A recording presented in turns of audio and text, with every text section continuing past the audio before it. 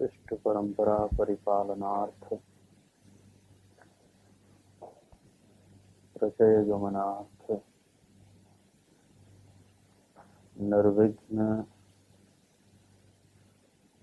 चिकीर्षितस्य ग्रंथस्य समाप्त्यर्थं ये प्रयोजन त्रय को ध्यान में रखते हुए स्वामी सदानंद योगींद्र जी ने 2 श्लोकों में मंगलाचरण किया है। मंगलाचरण का शाब्दिक अर्थ ही होता है मंगलस्य आचरणम, मंगल आचरण। वह आचरण जो जीवन में मंगल की सृष्टि करता है, मंगल की स्थापना करता है, उस आचरण को मंगलाचरण कहते हैं। तो सच में तो श्लोक मात्र को मंगलाचरण नहीं कहा जाएगा, क्योंकि शब्द जो है मंगल श्लोक नहीं है। क्या है? मंगलाचरण, मंगलाचरण, मंगल आचरण। माने ऋषियों की वह आचरण परंपरा जो समाज में व्यक्ति में मंगल की स्थापना करती है, उस आचरण परंपरा को मंगलाचरण कहते हैं। क्या है वो परंपरा? परंपरा ये है कि किसी भी कर्म के पूर्व ईश्वर का स्मरण करना,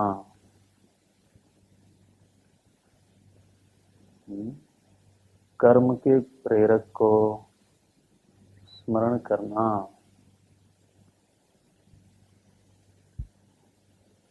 इस स्मरण में 2 बातें स्वतः ही सम्मिलित हो जाती हैं। एक तो कर्तृत्व भाव की न्यूनता होती है, कर्तृत्व शिथिल होता है, और दूसरा ईश्वर को स्मरण करके कोई निकृष्ट कर्म नहीं होता। ईश्वर स्मरण पूर्वक जो कर्म होगा वह उत्तम ही होगा। निकृष्ट कर्म का स्वभाव ये है कि वह हमें सबसे पहले तो मोहित करता है, विवेक का विस्मरण करा देता है, ईश्वर का विस्मरण करा देता है,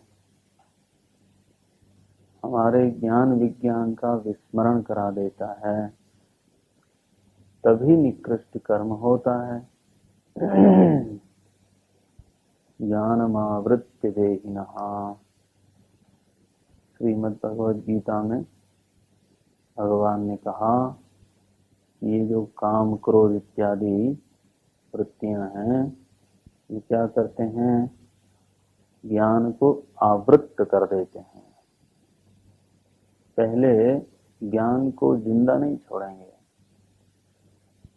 ज्ञानम आवृत्य, ज्ञान को आवृत्त कर देंगे, ढक देंगे, मोहित कर देंगे, और तब हमसे निकृष्ट आचरण कराएंगे। भाई, क्रोध पहले मोहित करता है हमें, काम पहले हमें मोहित करता है, लोभ हमें मोहित करता है, और तभी कुछ हमसे अमंगलाचरण कराता है। निकृष्ट कर्म की प्रेरक वृत्तियां यही तो हैं। काम है, क्रोध है, लोभ है, अभिमान है, मत्सर है, ईर्ष्या है, द्वेष है। इन्हीं वृत्तियों की प्रेरणा से जो कर्म होता है, प्रायः वह निकृष्ट, प्रायः क्यों, वह निकृष्ट ही होता है, चाहे वो यज्ञ ही क्यों ना हो। चाहे वो प्रवचन ही क्यों ना हो, चाहे वो जप ही क्यों ना हो, चाहे वो पूजा ही क्यों ना हो, चाहे वो तपस्या ही क्यों ना हो, कर्म की प्रेरक वृत्तियां यदि निकृष्ट हैं तो वह कर्म भी निकृष्ट होगा। रावण तपस्या करके बड़ा उत्तम कर्म करने वाला थोड़ो बना, बहुत बड़ी तपस्या की उसने। दक्ष प्रजापति ने यज्ञ किया भगवान शंकर से बदला लेने के लिए अथवा उनको अपमानित करने के लिए, तो वह कोई उत्तम कर्म तो नहीं हुआ। तो समझ में ये आता है कि ईश्वर स्मरण पूर्वक कर्म जो होगा तो स्वतः ही वह उत्तम होगा, सात्विक होगा, मांगलिक होगा, कर्तृत्व शैथिल्य पूर्वक होगा। इसलिए कर्म के पूर्व में, रचना के पूर्व में, केवल ग्रंथ रचना के पूर्व में नहीं, भवन रचना के पूर्व में भी, किसी भी रचना के पूर्व, किसी भी आरंभ के पूर्व जो ईश्वर स्मरण की परंपरा है वह ऋषि परंपरा है। और यह जो आचरण परंपरा है यह केवल श्लोक परंपरा नहीं है, क्या है? आचरण परंपरा है। इस आचरण परंपरा के परिपालन के लिए अथवा इस आचरण परंपरा की एक कड़ी होने के कारण स्वामी जी ने यहाँ पे मंगलाचरण किया है, ऐसा इसका अर्थ समझना चाहिए। तो स्मरण करना है उस परम शक्ति का, परम तत्व का। तो यहाँ पे वेदांत ग्रंथ की रचना में जो स्मरण किया है ऋषि ने, स्वामी जी ने, वो स्वयं की आत्मा का स्मरण किया है। आश्रय लेने का अर्थ होता है उसी में निष्ठ होना, उसकी ओर उन्मुख होना, उसको स्मरण करना।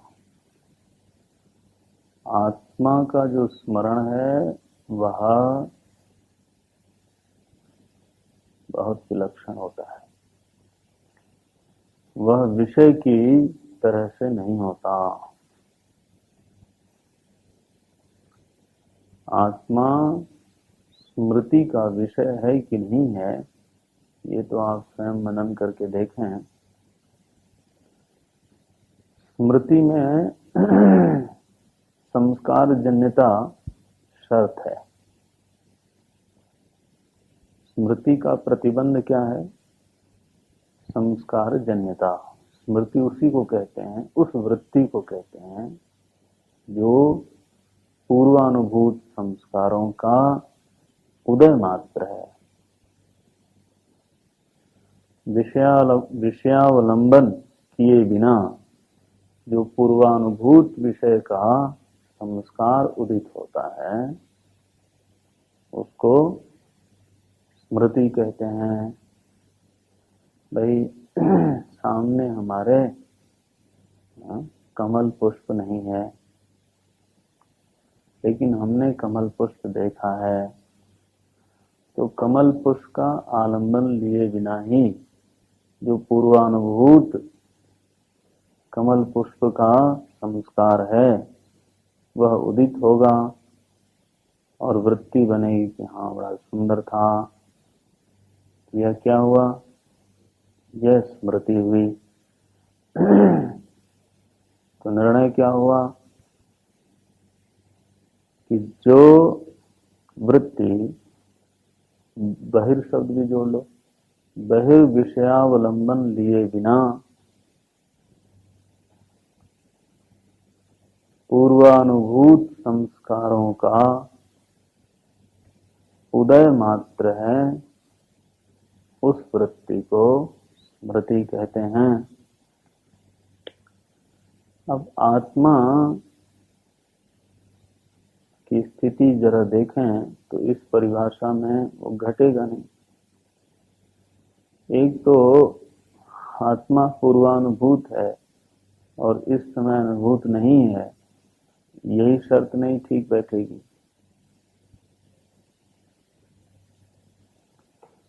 दूसरा,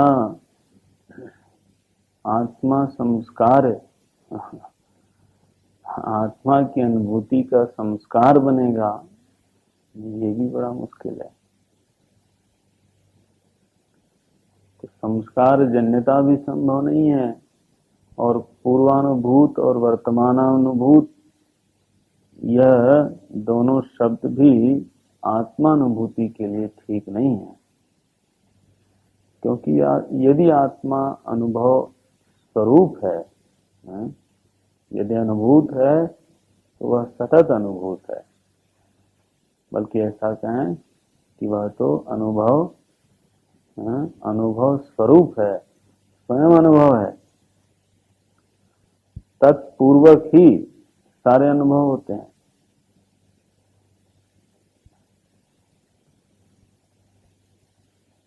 तो सतत अनुभूति जिसकी होती है उसकी स्मृति हो सकती है कि नहीं?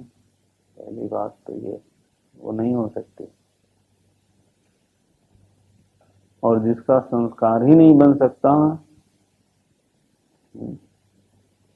उसकी क्या अनुभूति होगी, उसकी क्या स्मृति होगी? संस्कार तब बने जब अंतःकरण में वो चीज आवे। तो आत्मा स्मृति का एक पक्ष तो ये है। दूसरा पक्ष ये है कि जैसे आप सुषुप्ति से उठते हैं, आप सो गए गहरी निद्रा में और फिर उठे तो जो आपको ये भाव जगा कि मैं वही हूं जो सोया था, है ना? यही तो भाव जगता है। क्या ऐसा लगता है कि मैं नया हूं कुछ? अपनी सातत्यता का जो उस समय बोध होता है कि मैं वही हूं जो मैं सोया था, तो यह भी एक प्रकार का क्या है? स्मरण ही है।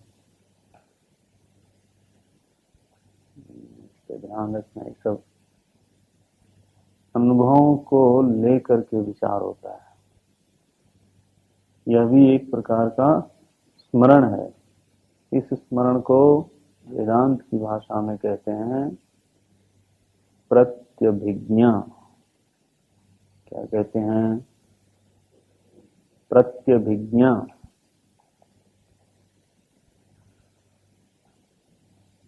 तो आत्मा की प्रत्यभिज्ञा तो हो सकती है, स्मृति नहीं होती।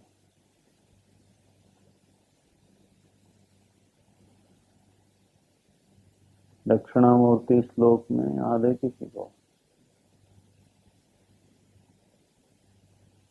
प्रबोध समये यः प्रत्यभिज्ञायते। जैसे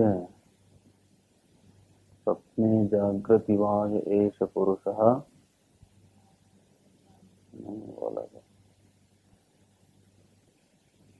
प्रबोध समय यह प्रत्यभिज्ञायते, ऐसा शब्द है। अब उसके पहले स्वाप समिति प्रबोध ऐसे करते हैं। प्रागः स्वाप समिति प्रबोध समये यह प्रत्यभिज्ञायते। ये तो उंगली दिखाया है ना भगवान भाष्यकार ने। प्रागः स्वाप मैं जो पहले सोया था, प्रबोध समय जगने के बाद जिसका स्मरण होता है, यह जिसका स्मरण होता है वो कौन है? वही दक्षिणा मूर्ति है, भाष्यकार ये कहते हैं, माने वही आत्मा है। यह प्रत्यभिज्ञायते, स्मर्यते नहीं लिखा है, क्या लिखा है? प्रत्यभिज्ञायते। प्रत्यभिज्ञायते का जो लौकिक दृष्टांत है तो यह है कि मानो कि आपने मुझे देखा तो मैं आपके सामने प्रत्यक्ष हूं, इसलिए सच में देखा जाए तो आपको मेरा ज्ञान हो रहा है, ठीक है, प्रत्यक्ष ज्ञान हो रहा है, आंखों से आप देख रहे हैं, स्मरण नहीं हो रहा है, लेकिन स्मरण भी हो रहा है। क्या स्मरण हो रहा है? कि ये वही हैं। अरे भाई, पहली बार कहीं हमें आपने देखा तो उस ज्ञान में और आज के ज्ञान में अंतर होगा कि नहीं होगा? आंखें तो हैं वही ना, फिर तो आप हमारा केवल हमें केवल जान रहे हैं ऐसा नहीं है, बल्कि आप हमें पहचान भी रहे हैं। तो यह जो पहचान की वृत्ति है यह प्रत्यक्ष में घटित होती है, और ज्ञान और पूर्व के जो अनुभव हैं दोनों का जो संबंध बनता है एक ही काल में, उसको कहते हैं प्रत्यभिज्ञा। सोयम देवदत्तः, सोयम देवदत्तः माने सह, सह माने तस्मिन् देशे स्थितः, तस्मिन् काले स्थितः। सह माने वह माने तस्मिन् देशे तस्मिन् काले स्थितः देवदत्तः अयम, अयम माने यही है, अयम माने अस्मिन् देशे अस्मिन् काले उपस्थितः देवदत्तः सह एव। तो यह जो काल और देश का व्यवधान है, उस देवदत्त में देश काल अलग था, इस देवदत्त में देश काल अलग है। दोनों देश कालों को हटा करके एक ही देवदत्त की पहचान करना क्या है? प्रत्यभिज्ञा है। ध्यान रखना इसको, हालांकि चर्चा चलेगी इस पे, क्योंकि प्रत्यभिज्ञा प्रकरण दक्षिणामूर्ति में तो बहुत व्यापक व्याख्या की गई है, और ये शब्द आपके बड़े काम का है। आत्मा की प्रत्यभिज्ञा होती है, स्मरण नहीं होता, ध्यान रखना इस बात का। तो आश्रय का अर्थ होता है प्रत्यभिज्ञायते।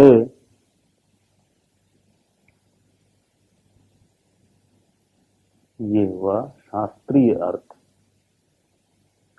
आत्मा का आश्रय लेता हूं माने मैं उसकी प्रत्यभिज्ञा करता हूं, माने शास्त्रतः जो आत्मा के विषय में हमारे अंतःकरण में संस्कार बने हैं, ज्ञान बना है, तद अनुसार अप्रोक्ष विद्यमान आत्मा की क्या करता हूं? अनुभूति करता हूं।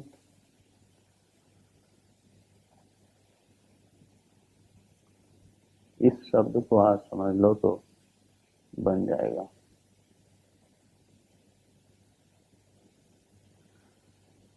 क्योंकि प्रत्यभिज्ञा में भी संस्कारों की आवश्यकता है ना, और प्रत्यक्ष होने की भी आवश्यकता है, दोनों बातें हैं। तो आत्मा का संस्कार नहीं बन सकता, ये मैंने पहले कहा था,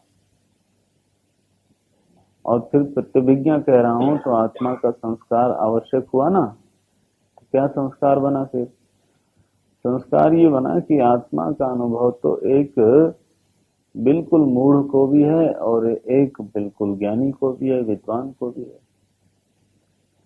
लेकिन एक आत्मा की सत्ता को तो जानता है, अनुभव करता है, लेकिन उसकी असंगता को, उसकी अखंडता को, उसकी व्यापकता को, उसकी अद्वितीयता को, उसकी अखिलाधारता को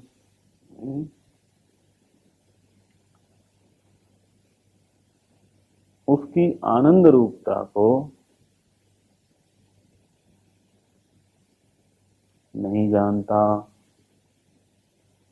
यह जो आत्मा को सर्वाधिष्ठान समझना है, असंग समझना है, व्यापक समझना है, अद्वितीय समझना है, यह कोई सर्वानुभूत तथ्य नहीं है, ध्यान रखना।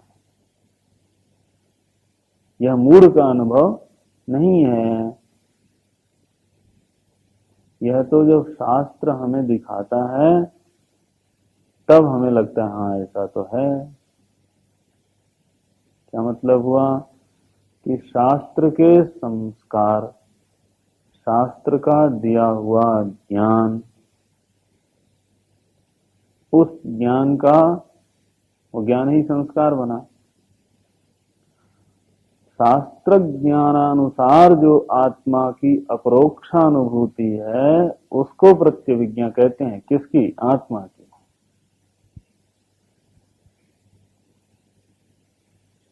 वाक्य लंबे हो रहे हैं, अब आप तो 3 ग्रंथ पढ़ चुके हैं, इसलिए अब ये शब्द बोलने चाहिए मुझको। शास्त्र ज्ञानानुसार आत्मा की अपरोक्षानुभूति आत्म प्रत्यभिज्ञा कहलाती है। और अनादि अविद्या की उपस्थिति में जो अपरोक्ष आत्मा की अनुभूति है वह आत्मविस्मृति ही कहलाती है।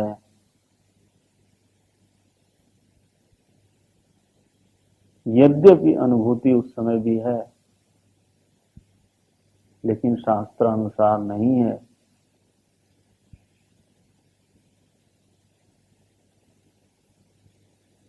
विपरीत अनुभूति है। सत्ता की अनुभूति है लेकिन वह सत्ता संकीर्ण लगती है, ससंग लगती है। नानात्व में एक इकाई जान पड़ती है। देश काल में स्थित जान पड़ती है। और इसलिए यह जो अनुभूति है वह अनुभूति होते हुए भी क्या है? अविद्या ही है, विस्मृति ही है, मोह ही है।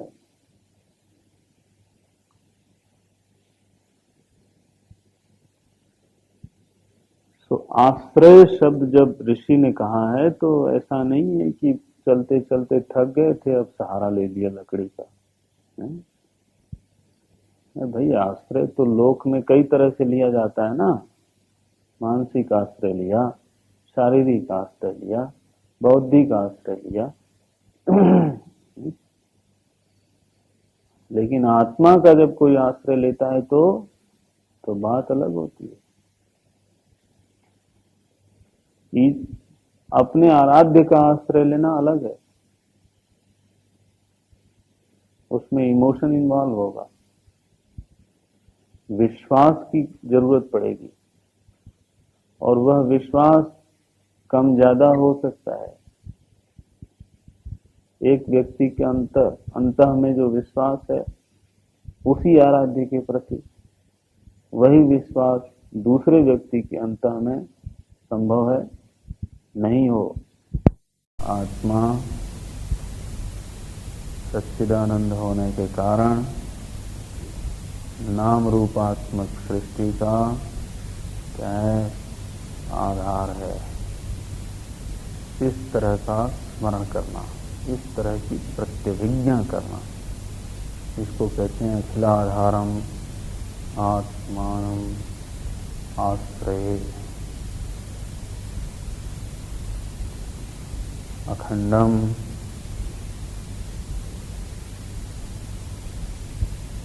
सच्चिदानंदम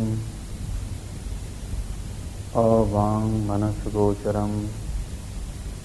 सत है, चित है, आनंद स्वरूप है। आनंद माने आत्मा आनंद स्वरूप है, इसका क्या मतलब समझ में आता है?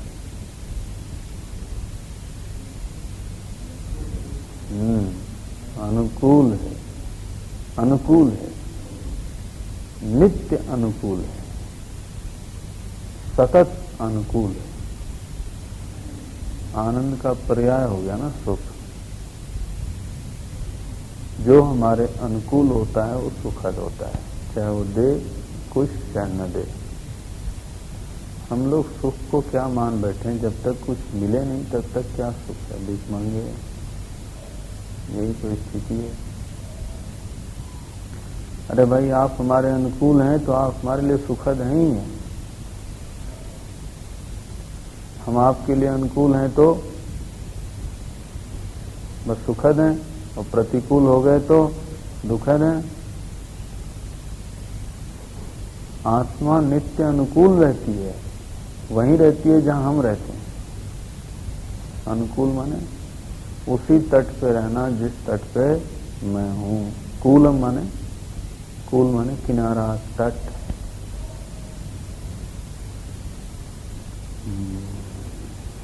महाराज आत्मा कभी आपका परित्याग नहीं करती।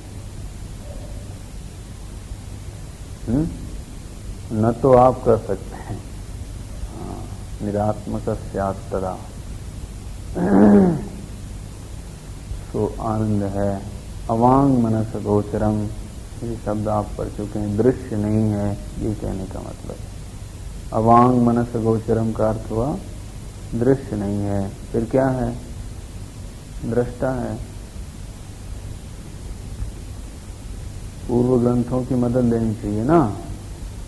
अवांग मनस गोचरम का बस यही अर्थ है कि भाई न तो वो इंद्रियों से जानी जाती है, न तो मन से। दोनों का विषय नहीं है, दोनों का दृश्य नहीं है। इसका मतलब ये नहीं कि वो शून्य हो गया। इसका मतलब वांग मनस का जो दृष्टा है वह आत्मा है। ये बना। इस प्रकार से बैठ करके ऋषि ने पहले तो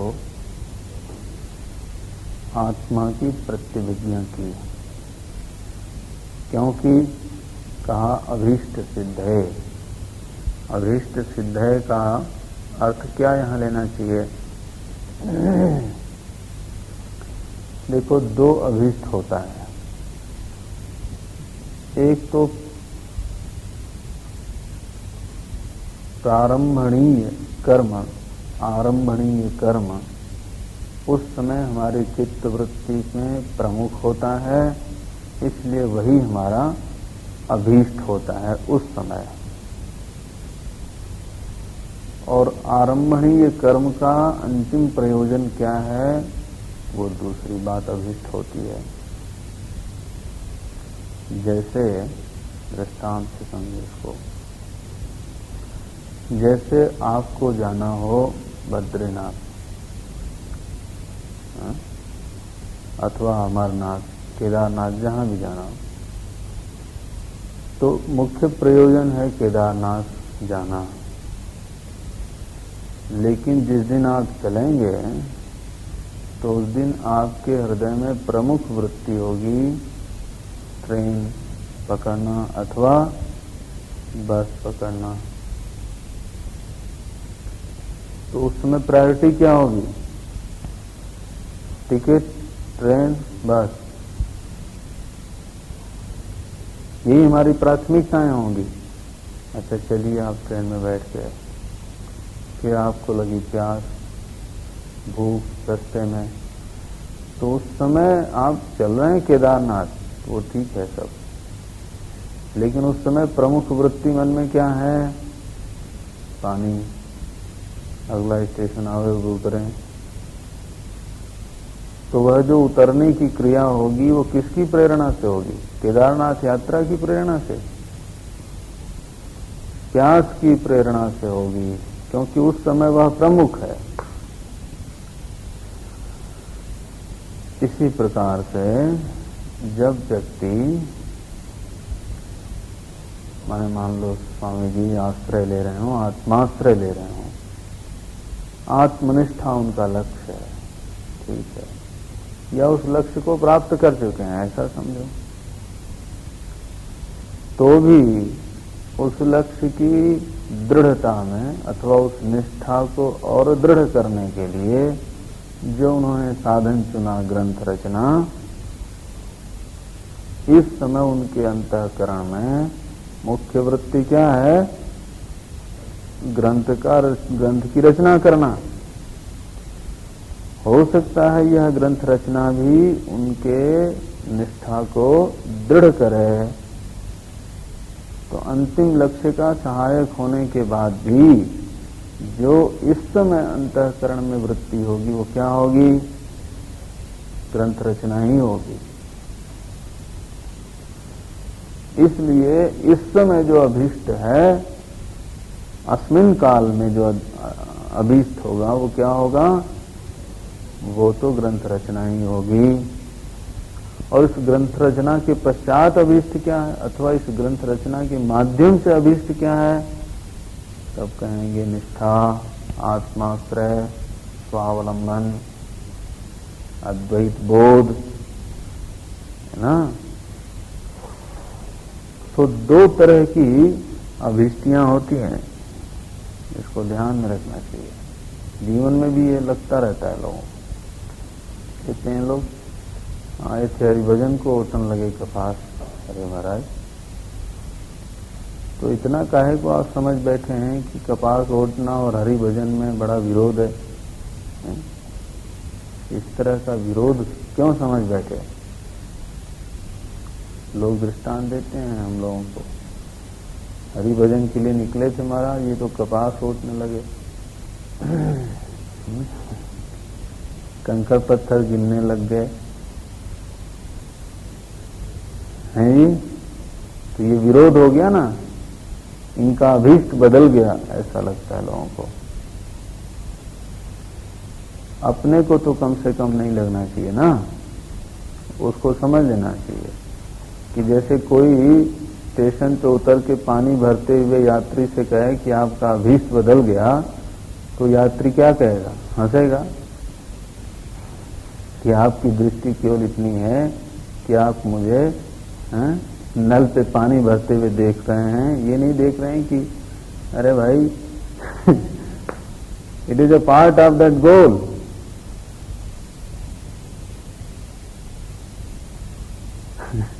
हम नहीं भरेंगे तो हम मर जाएंगे, गाड़ी में ही पहुंचेंगे नहीं वहां तक, है ना। तो बीच में जो अभीष्ट बनता जाता है वह अभीष्ट न होते भी प्रथम होता है। बात केवल यह है कि वह मुख्य अभीष्ट के अनुकूल होना चाहिए, उसका विस्मारक नहीं होना चाहिए, स्मारक होना चाहिए।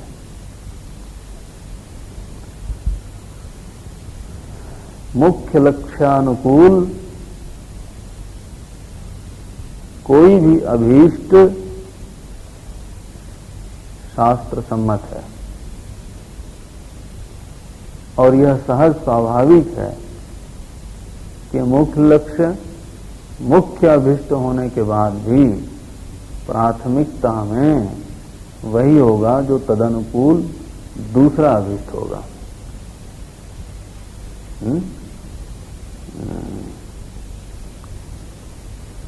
तो इस समय ऐसा लगता है अभीष्ट सिद्ध है का अर्थ कि पूरा वाक्य बोले तो स्वामी जी ऐसा कहना चाहते हैं कि ग्रंथ रचना ठीक होवे और इस ग्रंथ रचना से हमारी बोध निष्ठा दृढ़ हो, बस ये अभीष्ट सिद्ध है का अर्थ हुआ। एक की भी उपेक्षा नहीं है। ग्रंथ रचना सुंदर होवे, उत्तम होवे, विद्वानों के आदर के योग्य हो, और उससे हमारा बोध दृढ़ हो, निष्ठा दृढ़ हो, इसको कहते हैं अभीष्ट सिद्ध है। अभीष्ट द्वय सिद्ध है, ऐसा लो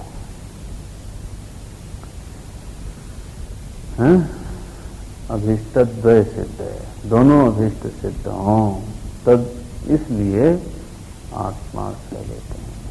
अच्छा जी, इसके पश्चात गुरु का स्मरण किया है,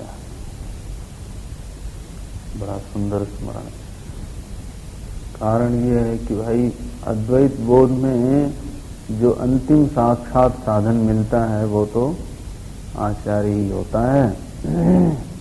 और शास्त्रों में कहा गया कि पहले यदि किसी ने आराधना भजन की हो किसी आराध्य की,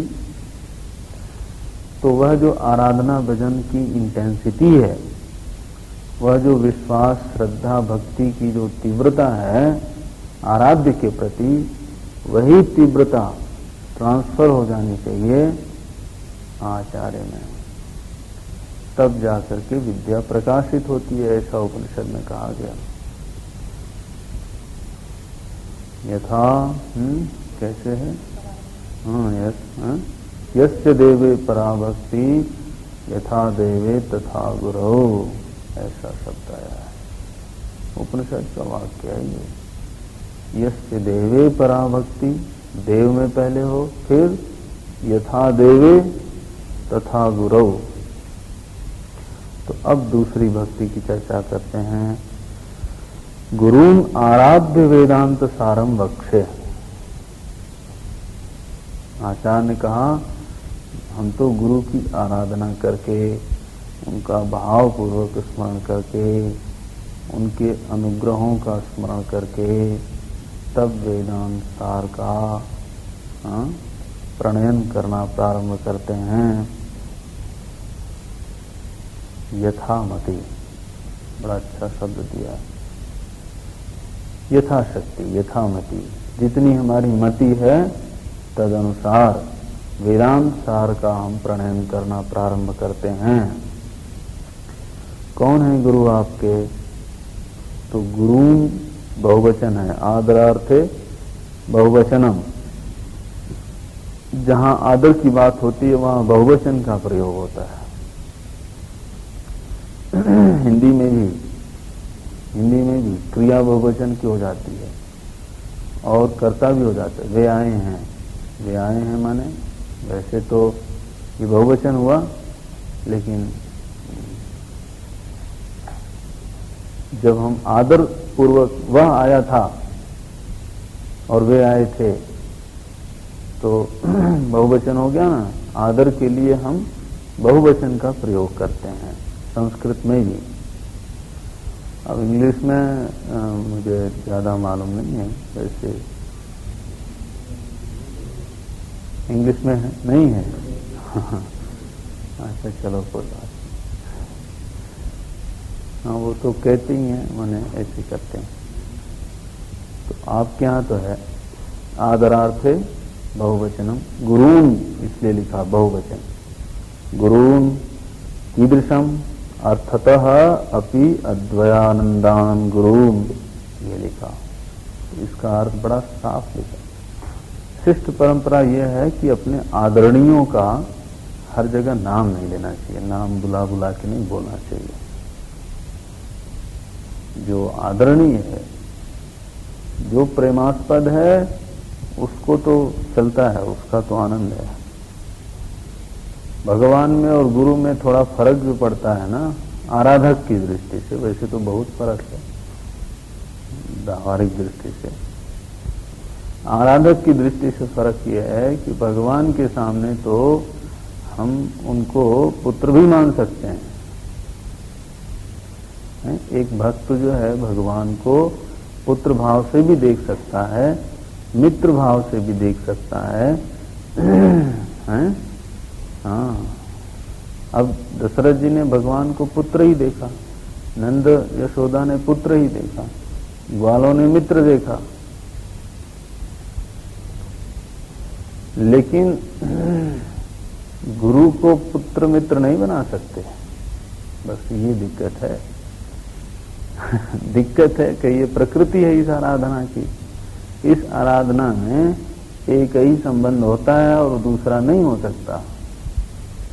तो चूंकि अपने आराध्य से उसको आप मित्र, पुत्र, पिता, माता कुछ भी बना सकते हैं, इसलिए उनके साथ बैठ के आप कुछ भी बात कर सकते हैं। क्या हाल है, ठीक है आजकल, ऐसा बात कर सकते हैं आप। करते हैं आराधक लोग, डांटते भी हैं, लेकिन अब गुरु को बैठा के थोड़ो कहेंगे आपकी हैं, वो नहीं हो सकता है ना। तो इसलिए गुरु के आराधना का जो स्वरूप है वो तो आदर की प्रधानता से ही होता है।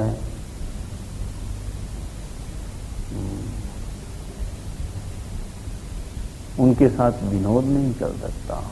जब भी उनका स्मरण होगा, जब भी तो उनके अनुग्रहों का स्मरण, उनके प्रति जो हमारे हृदय में जितना आदर हुआ है उसका स्मरण, वह स्मरण ही आराधना है। तो गुरु आराध्य, तो चूंकि नाम लेने की परंपरा नहीं है, क्यों नहीं है? आदराधिक्य के कारण। तो भगवान का नाम क्यों लेते हैं? प्रेमाधिक्य के कारण। अरे भाई, भगवान की आराधना में तो नाम जप ही किया जाता है लेकिन गुरु की आराधना में नाम जप थोड़ो करेंगे आप। शुरू करें? नहीं, गलत है वो। हर जगह आप नहीं ले सकते, वो ठीक बात नहीं है। इसलिए उसको अप्रत्यक्ष रूप से प्राय लेते हैं लोग। यहां लिखा अर्थतोपि अद्वयानंद, तो शब्दतः तो हो ही गया लिखा उन्होंने, ये नहीं कहा कि उनका नाम अद्वयानंद जी है, बल्कि ये कहा कि वो सच में अद्वयानंद हैं। अब देखो ये कमाल है चालाकी वाली बात। अर्थतः अपि अद्वयानंदा, अर्थतः न तो शब्दतः एव, माने केवल शब्दतः नहीं है, माने शब्दतः तो है ही है हाँ, ऐसा लिया है इसका नाम। अर्थतोपि अद्वयानंदा, सच में वो अद्वयानंद हैं, वास्तविक अर्थों में वो अद्वयानंद जी हैं। क्यों हैं? अतीत द्वैत भानतः। इसका कुछ लोगों ने तो अर्थ कर दिया जिसके द्वैत का भान अतीत हो गया हो, बीत गया हो। लेकिन ध्यान रखना, अतीत जब तक शरीरधारी कोई है तब तक द्वैत का भान नहीं मिटता। ये अर्थ ठीक नहीं है। तब तो महाराज वो लड़ जाएंगे खंभे से ही हैं व्यवहार ही नहीं चलेगा। भान तो होना चाहिए।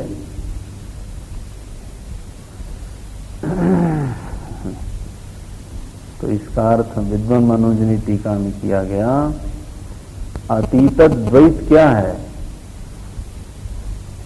आत्मा। जिसमें द्वैत नहीं है उसको कहते हैं अतीत द्वैत। तस्य भाना, उसका जिसको भान है। समास देखो अलग हो गया। अतीत द्वैतस्य भाना, ऐसा अर्थ है इसका। अतीत द्वैत एक शब्द बनाया, तस्य भाना अतीत द्वैत भानतः, इस तरह से अर्थ किया है। अतीत द्वैत जो है उसको कहते हैं आत्मा अथवा तत्व अथवा ब्रह्म। उसका जिसको भान है उसको कहते हैं अतीत द्वैत भानतः। यहां लिखा है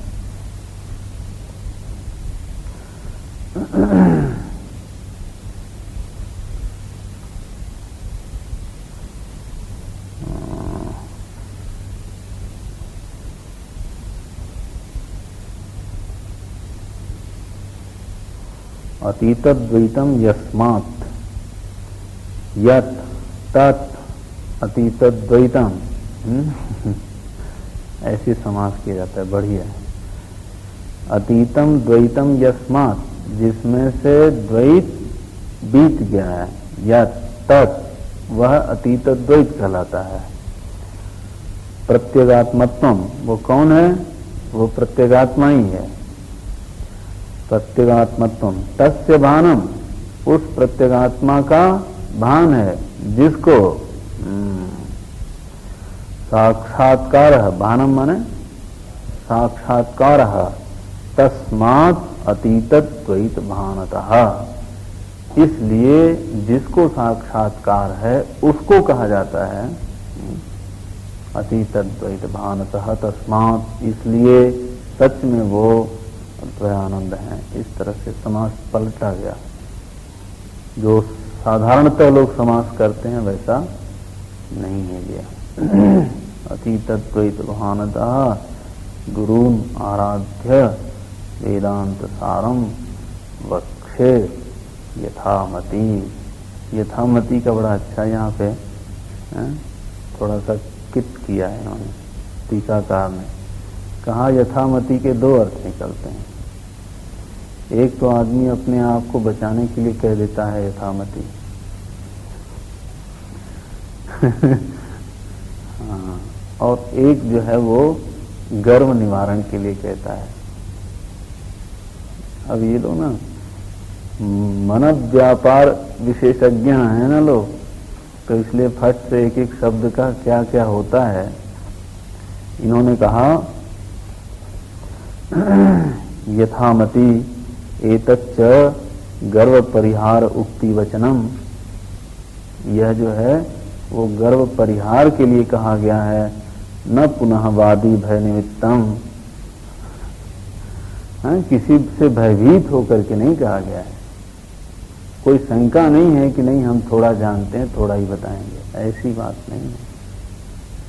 न तो पुनः वादी भय निमित्तम, वादी के भय के कारण यथामति नहीं कहा गया है।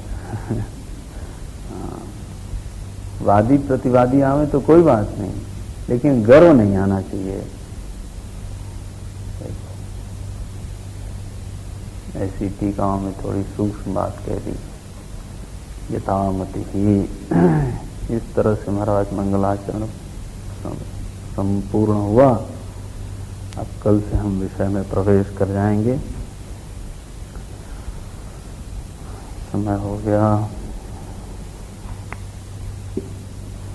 आपकी किताब में कहीं कहीं दिया है विद्वान मनोरंजनी का, बिल्कुल टुकड़े टुकड़े।